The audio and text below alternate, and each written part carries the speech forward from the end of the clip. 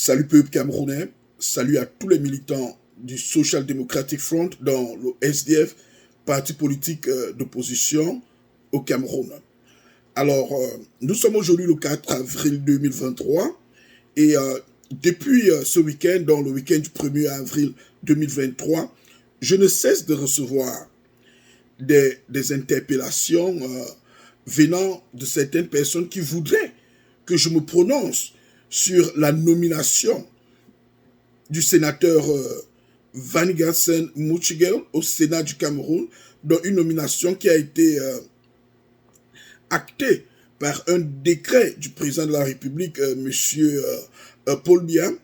Et alors, juste avant que je ne parle de cette nomination de M. Mouchigel, je voudrais ici exprimer mon étonnement qui provient du fait qu'il y a eu quelque chose d'assez remarquable qui s'est produit en Afrique le week-end du 1er avril et que personne n'en parle. Et surtout, les militants du SDF, ils n'en parlent pas. Cette visite du chairman du SDF en Côte d'Ivoire lors du congrès du parti de M. Laurent Gbagbo. M. Laurent Gbagbo, le président de la Côte d'Ivoire, qui a été inversé par la force des armes de la France. Donc vous vous rappelez très bien, Laurent Gbagbo, l'un des derniers grands panafricanistes, qui a été inversé par les missiles Tomahawk de la France. Parce que la présidence de la Côte d'Ivoire a été arrachée du peuple ivoirien par les éléments de l'armée française. C'est ce Gbagbo qui a invité Foundi.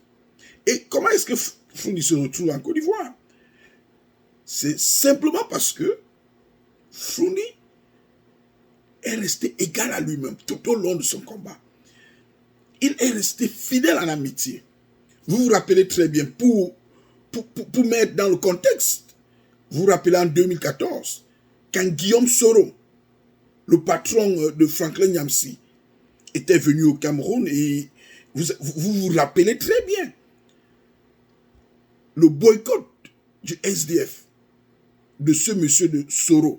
Parce que Soro fut un instrument que la France avait utilisé pour renverser un président démocratiquement élu en Côte d'Ivoire. Et aujourd'hui, Guillaume Soro est en train de regretter l'acte qu'il avait posé en soutenant la France qui a mis sur le trône, comme on peut le dire, M.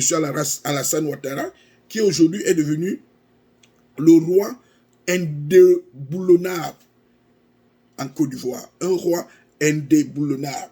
Alors, donc vous constatez que ce 1er avril, il y a eu un événement qui s'est produit dont les panafricanistes, les militants du SDF devaient être en train de parler, mais on nous distrait par une nomination quasi normale.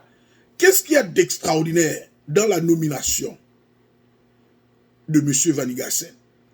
Écoutez, historiquement, le SDF est présent dans les institutions parlementaires au Cameroun. Et cela date depuis 1997. Écoutez très bien. En 1997, le SDF participe à une première élection parlementaire au Cameroun. En 1997.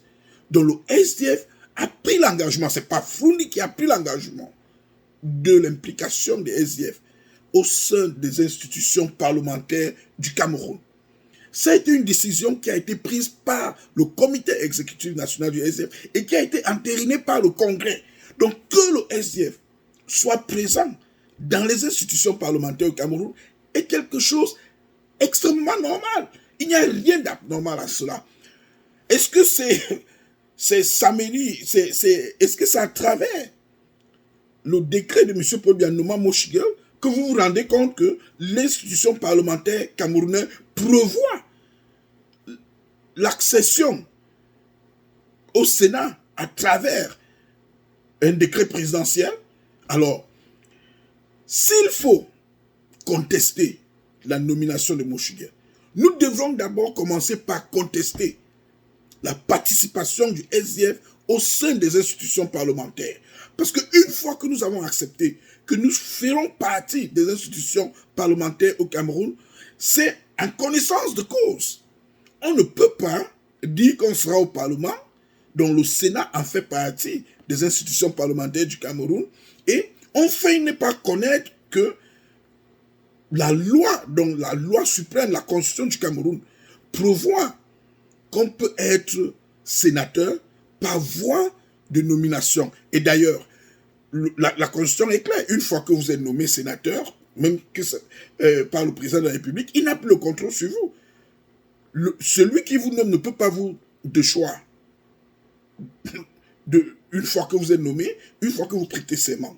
Alors, c'est un faux débat pour moi. Le débat qu'on devrait peut-être se poser, et je comprends cela, parce que je suis de cette minorité du SDF qui, jusqu'à aujourd'hui, questionne la validité de notre participation dans l'institution parlementaire depuis 2013. Je suis de ceux-là qui pensent qu'on devrait revoir cette participation dans sa globalité. Parce qu'il faut être cohérent et consistant envers soi-même. Alors, Moutigal, nommé par bien, c'est constitutionnel.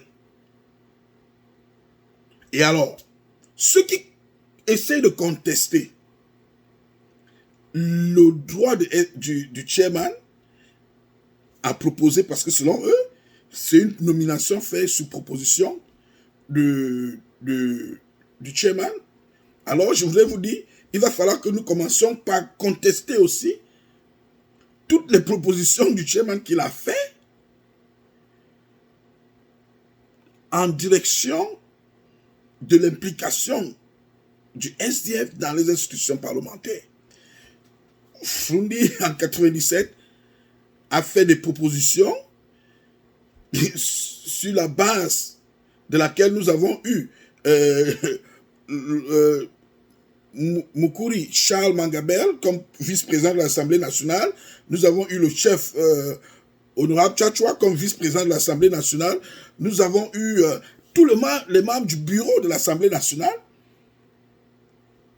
ont été désignés par le chairman. Alors, personne n'a jamais contesté le mécanisme de désignation de cette personnalité par le chairman. Le parti, lui donne cette autorité de le faire. Après 1997, nous avons eu 2002, le chairman a fait la même chose. Sur sa proposition, on a élu les membres du SDF au bureau de l'Assemblée nationale. Et en 2013, c'est le même chairman qui porte des sénateurs, 7 sénateurs de l'Ouest et 7 autres sénateurs de la Damawa, sur le chairman. Donc, nous allons au Sénat, toujours sur proposition du chairman. Et sur cette proposition, nous avons eu le chef Tchatchoua qui a été vice-président du Sénat. Nous avons eu l'honorable Tomolo qui s'est retrouvé président du groupe parlementaire. Je crois que nous avons eu 115 questeurs, si je ne me trompe pas. Donc, voilà les gens qui ont bénéficié au sein de l'institution parlementaire, dans le Sénat, de la proposition du chairman. Clair et évident. Parce que je voudrais que nous soyons cohérents. Ce débat devons-nous avoir débat? Oui. Mais recadrons le débat. Nous avons eu à l'Assemblée nationale, il y a des gens qui ont eu président du groupe parlementaire, vice-président du groupe parlementaire, questeur, vice-président de l'Assemblée nationale. Nous avons eu même le chairman qui a proposé, il y a quelqu'un qui est au Conseil constitutionnel qui est là. Alors, ce que je voudrais par contre vous dire une chose. Frundi reste pour moi, même avec ses défauts qui sont évidents, il reste le Camerounais le plus cohérent en ce qui concerne son combat. Et je voudrais vous dire une chose.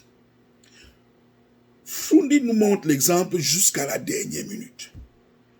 Ce que nous devons être en train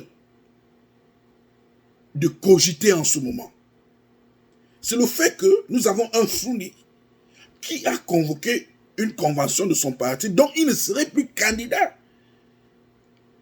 à la présidence du SDF en juillet qui vient là. C'est quelque chose de remarquable en Afrique. C'est remarquable. Il n'a peut-être pas fait comme les Ndamjoya qui sont morts, président de son parti. Je prends juste cet exemple. Je pouvais aussi vous citer l'exemple de Daikole Daïsala, qui est mort président de son parti. Donc, mais voilà Foundi, respirant bien, qui décide en 2018. Écoutez, parce que quand on parle de quelqu'un qui a une intégrité au-dessus de la norme en ce qui concerne les Camerounais et en ce qui concerne la politique africaine, Foundi est un exemple à suivre. Parce qu'en 2018, le gars a dit « Je ne serai plus président du SDF ». Vous pouvez témoigner le NEC qui a eu lieu en février 2018. Foundi vous dit clairement qu'il ne serait plus candidat. Les gens croient que Foundi est en train de s'amuser. Il revient le 15 février 2021.